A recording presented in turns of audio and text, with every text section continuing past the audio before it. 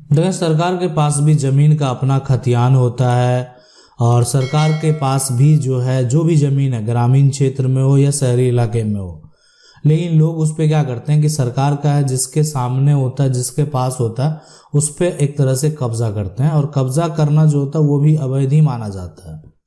लेकिन सरकारी ज़मीन पे अगर आप कब्जा करके मकान बनाए हुए हैं, रह रहे हैं, तो उस केस में क्या सब हो सकता है।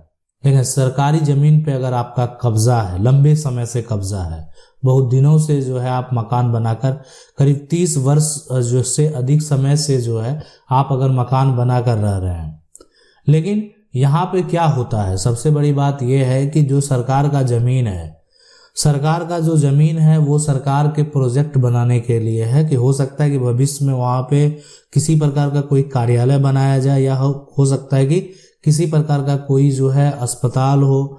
ये सारा निर्माण के लिए वो ज़मीन जो है छोड़े हुए है। लेकिन जहाँ पे सरकार को ज़रूरत होता है कि यहाँ पर सरकार का ज़मीन नहीं है, तो सरकार जो है किसी का निजी ज़मीन जो है अधिग्रहण कानून का उपयोग करके जो है किसी का निजी ज़मीन को भी जो है सरकार ले लेती है। लेकिन उसके एवज में आपको क्या मिलता है? पैसा मिलता है, मुआवजा दिया जाता है। और अगर लगता है कि बदले में इनको ज़मीन देने की ज़रूरत है, तो बहुत ऐसा होता है कंडीशन जहाँ पर उसको रहने के लिए जो है ज़मीन मुहैया भी कराया जाता है। लेकिन सरकारी ज़मीन पे अगर आप कब्जा किए हुए हैं, सरकार के अधिकारी को ऐसा पावर होता है कि वो आपको एक तरह से नोटिस देने के बाद आकर अवैध निर्माण को तोड़ सके। सरकार के जो भी अंचल से लेकर जिला स्तर के जितने भी अधिकारी हैं, सभी को सरकारी ज़मीन पर अवैध कब्जा अगर है तो उस पे एक्शन लेने का पूरा पावर है। अगर ये पता चल गया अब निजी में क्यों नहीं है, तो उसका भी मुख्य कारण है बहुत बड़ा कारण है कि निजी ज़मीन में ये जो है समस्या थोड़ा अलग हो जाता है और उसको भी हम डिटेल से ज़रूर बात करेंगे। लेकिन अगर कोई सरकारी ज़मीन है, आप उस पर 30 वर्ष से अधिक समय से रह रहे हैं ना, तो आप जो है मालिकाना हक का दावा पेश कर सकते हैं कोर्ट में। अगर आपका मकान बना हुआ है, आप 30 वर्ष से अधिक समय से वहाँ पर रह रहे हैं, तो आप कोर्ट में जो है मालिकाना हक का दावा कर सकते हैं। अब वो डिपेंड करता है जजमेंट के ऊपर कि आपका सिचुएशन के ऊपर कि आपके पक्ष में फैसला होता है या सरकार के पक्ष में फैसला होता है। सवाल है कि सरकारी ज़मीन पर कब्जा होने पर तो उन्हें न्याय मिलना चाहिए और सरकार को कुछ नियम जो है बनाना चाहिए कि इतने साल तक सरकार ज़मीन पर कब्जा है तो उनकी ही होना चाहिए। जो भी पहले सरकारी ज़मीन पर कब्जा करे उसको अधिकार देना चाहिए। देखें, फिलहाल ये ठीक है, भविष्य में क्या बनाए जाते हैं, ऐसे तो जबरन कोई भी अगर कब्जा कर लेगा सरकारी ज़मीन को तो उसका हो जाएगा, तो उस पर सभी लोग चाहेंगे कि अपना वर्चस्व दिखा के ज़मीन को कब्जा करे, तो इसलिए इस पर विवाद उत्पन्न होगा। तो ऐसा कानून तो संभव नहीं है कि कभी भविष्य में होगा। लेकिन बहुत लोग ऐसे हैं जिनके कब्जे में है, मकान बनाकर रह रहे हैं, तो उनके साथ और उनको रहने के लिए उस ज़मीन के अलावा कोई जगह नहीं है, तो उस केस में सरकार के ज़मीन को भी बंदोबस्त करके उस व्यक्ति के नाम कर दिया जाता है, यानी उसको बसने के लिए, रहने के लिए वो ज़मीन जो है वो दे दिया जाता है। ऐसे नियम बहुत बार बनाए गए हैं, बहुत राज्य में ऐसे नियम हैं भी और ये नियम में बदलाव भी होते रहता है। सवाल है कि सर इंजंक्शन पिटीशन हुआ है लेकिन फिर भी खेत जो है वो जोत लेता है और यहाँ पर जो है थाना में आवेदन देने पर भी कुछ नहीं होता, दबंग है, बार बार जो है क्या खेत जोत लेता है। देखें, अगर आपका है थाना में नहीं हो रहा है तो आप डीएसपी के पास भी आवेदन करें, एसपी के पास भी आवेदन करें और आप ना जो है एक तरह से ये दे दें कि कोर्ट के द्वारा पहले से ही स्टे जो है वो लगा हुआ है, परमानेंट स्टे लगा हुआ है, और फिर भी अगर खेत को वो जोत रहा है तो एक तरह से वो अपराध है और कोर्ट में भी जो है इसका जो है एक तरह से पिटीशन लगाएं जब भी आपकी तारीख होती है कि आपके द्वारा ऐसा किया जा रहा है, कि ताकि पुलिस प्रशासन को भी आदेश दिया जाए। वैसे व्यक्ति जो कि कोर्ट के आदेश को एक तरह से नहीं मान रहे हैं, उसका पालन नहीं कर रहे हैं, तो उसके खिलाफ वारंट भी निकल सकता है। सवाल है कि सर मेरी ज़मीन को मेरे ताऊ का लड़का जोत रहा था और वो मेरे नाम है, मैंने उस ज़मीन को जबरन जोत लिया है, अब बुआई कर दी है, क्या वह मुझ पर कोई कार्रवाई करवा सकता है? 2 माह हो गए।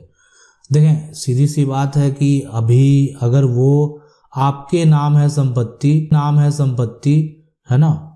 तो आपके अगर नाम पर वो जमीन है, कहीं पे वो आवेदन भी करता है ना, तो सबसे बड़ी बात है कि आप दिखा सकते हैं कि आपके नाम की संपत्ति है, तो किसी प्रकार का कोई प्रक्रिया होता भी है तो कोई समस्या उत्पन्न नहीं होगा, ठीक है।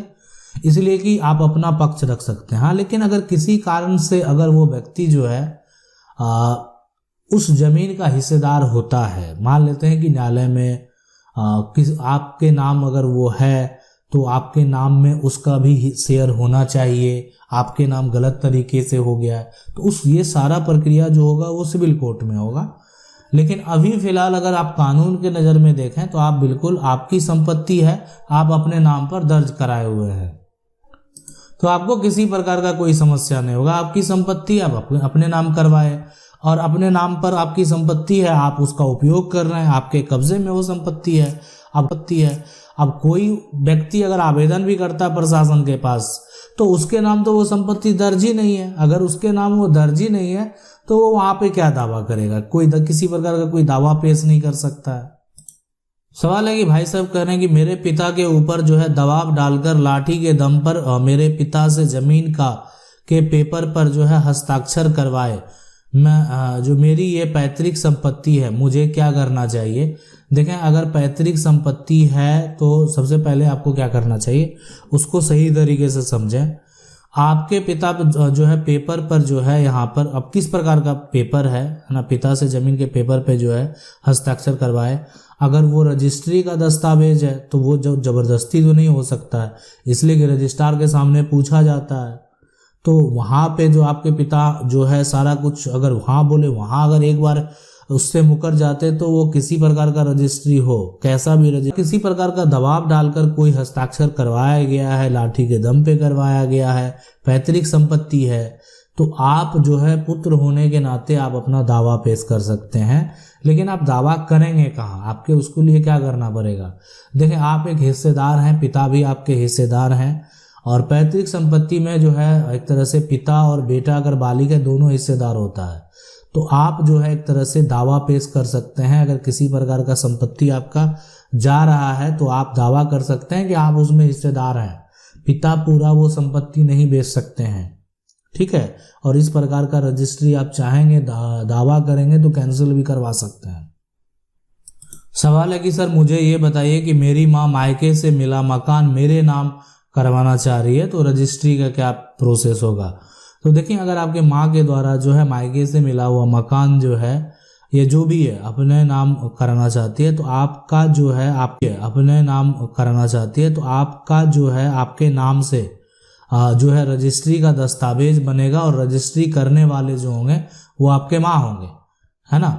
और ये प्रोसेस ज़्यादा सही है। रजिस्ट्री अगर करवाना चाह रही है तो वो करवा लें कि आप अपने माँ से जो है ना आप वो संपत्ति जो है, अगर आप चाहते हैं कि खर्च ना करें तो आप ये भी अपने नाम पर जो है मोटेशन भी कायम करवा सकते हैं, और साथ में अगर आप चाहते हैं कि आप अपने नाम पर करवा लें यानी बाद में, तो आप जो है एक तरह से वसीयत भी जो है अपने नाम पर करवा सकते हैं। लेकिन अगर आपका जो है रजिस्ट्री का दस्तावेज हो जाता है, माँ के द्वारा आपके नाम अगर रजिस्ट्री हो जाता है, तो आपको किसी भी प्रकार का भविष्य में किसी प्रकार का कोई दिक्कत नहीं होने वाला है। सवाल है कि sir I have purchase land in 2018 but mutation is not done. देखें, अगर आपका कोई भी अगर वहाँ पर दस्तावेज में जो है एंट्री गलत हो चुका है तो आप उसका सुधार, तो टाइम पीरियड कम से कम जो है एक तरह से 90 दिन के अंदर जो है आपको सुधार करवा लेना चाहिए, किसी प्रकार का त्रुटि है। लेकिन ज़्यादा समय 2018 की बात है, बहुत लंबा समय हो गया है, तो अब आप ये जो है एक तरह से इसके खिलाफ जो है अब आप सिविल कोर्ट में ही याचिका दायर करें। हाँ, लेकिन अगर आपके जो विक्रेता हैं अगर वो आपके पक्ष में होते हैं तो आपको किसी प्रकार का कोई दिक्कत नहीं होने वाला है। आपका आसानी से डिग्री होगा, और जैसे ही आदेश जारी होगा उस आदेश के अकॉर्डिंग जो है आपका मोटेशन जल्द से जल्द हो जाएगा। तो ये प्रक्रिया करने में भी देरी ना करें, कि जितना विलम्ब करेंगे आपको करना फिर भविष्य में यही पड़ेगा। सवाल है कि सर हम दूसरे से ज़मीन लिए हैं और वो टाइटल लगा दिया है, 6 फीट है, घर बना लिया है, क्या सूट टाइटल कितने दिन तक चलता है। देखें, अभी ये है चलाने के ऊपर। आप जब तक आप जितना लंबा चाहेंगे, लोग जो है थोड़ा लंबा खुद से खींचते हैं।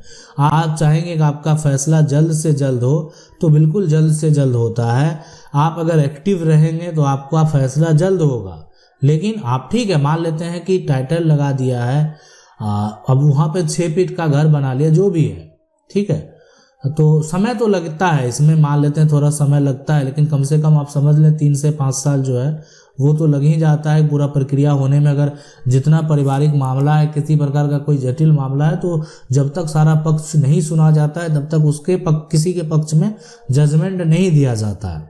सवाल है कि हमारा जमीन पुश्तैनी है और उसने फर्जी से सर्वे में खाता खुलवा लिया और सिविल कोर्ट जो है यहाँ पर केस डाले हुए है, 4 ईयर हो गया है। यहाँ पर विपक्ष जो है, यहाँ पर पति जो है वहाँ पर हाजिरी नहीं वो लगाते हैं, तो भी मुझे जो है यहाँ पर जजमेंट नहीं मिल रहा है। तो क्या करें, देखें सीधी सी बात है कि जो विपक्ष है ना, हाजिर अगर नहीं लगाते हैं तो आप जब आपका तारीख होता है ना, आप अपने तारीख पर इस अपने वकील को बोलें कि इस बात की पुष्टि करें विपक्ष जो है वो हाजिरी भी नहीं लगा रहा है, अब्सेंट रह रहा है। इसलिए कि आपका जो भी समस्या है ना, सर्वे में खाता खुलवा लिया, ठीक है, ये तो है कि जजमेंट आपके पक्ष में होने वाला है, लेकिन दूसरे पक्ष का मान लेते हैं वो हाजिरी नहीं लगवा रहा है, ठीक है, थोड़ा मोहलत तो उसको दिया जाएगा अपना पक्ष रखने के लिए। अब जो हाजिरी नहीं लगवा रहा है तो उससे क्या पूछा जाएगा, जो उसके वकील हैं उसी से पूछा जाएगा कि आपके क्लाइंट जो है वो हाजिरी भी नहीं लगवा रहे हैं, आ नहीं रहे, क्या कारण है।